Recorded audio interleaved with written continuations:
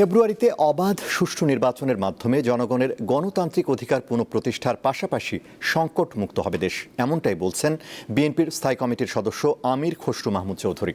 আজ জাতিসংঘের একটি প্রতিনিধি দলের সঙ্গে বৈঠক শেষে কথা বলেন তিনি। নির্বাচন ও রোহিঙ্গা সংকট সমাধানে বাংলাদেশের পাশে থাকার কথা জানিয়েছেন ঢাকাস্থ জাতিসংঘের আবাসিক সমন্বয়কারী।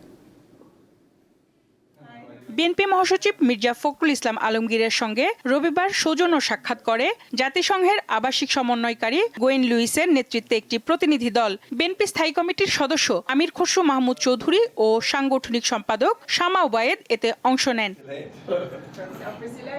বিএনপি চেয়ারপারসনের গুলশান কার্যালয়ের এ বৈঠকে 1 ঘণ্টারও বেশি সময়ে তারা ত্রয়োদশ জাতীয় সংসদ নির্বাচন ও রোহিঙ্গা সংকট সহ বিভিন্ন বিষয়ে আলোচনা করেন।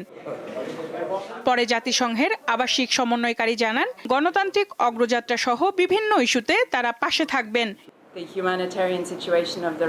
ফেব্রুয়ারির নির্বাচনের আগে বাংলাদেশের জন্য এখন গুরুত্বপূর্ণ সময়ে জাতিসংঘ নির্বাচন কমিশনকে সহায়তার চেষ্টা করছে। রোহিঙ্গা সংকট মোকাবিলায় পর্যাপ্ত সহায়তা অব্যাহত থাকবে।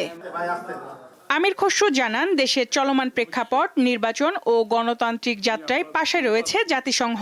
গণতান্ত্রিক অর্ডার ফিরিয়ে আনতে গেলে একটা খুব সহসা একটা নির্বাচনের মাধ্যমে সে কাজটা আমাদেরকে করতে হবে, এবং ফেব্রুয়ারির প্রথমার্ধে যে নির্বাচনের আলোচনা চলছে এটাকে কিভাবে সফলভাবে আমরা সমাপ্তি করতে পারি সেটা আলোচনা হয়েছে। তিনি বলেন, নির্বাচনের মাধ্যমে সংকট সমাধানের সঠিক পথ উন্মোচিত হবে।